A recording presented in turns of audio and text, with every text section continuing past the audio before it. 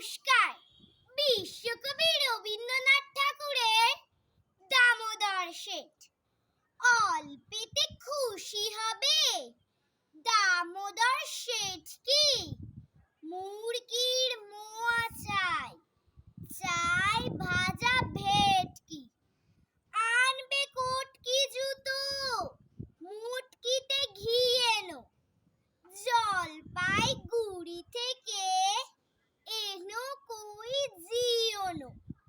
চাঁদনিতে পাওয়া যাবে বোয়ালের পেটকি।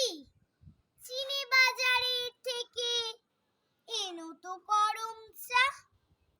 কাঁকড়ার ডিম চাই, চাই যে গরম চা।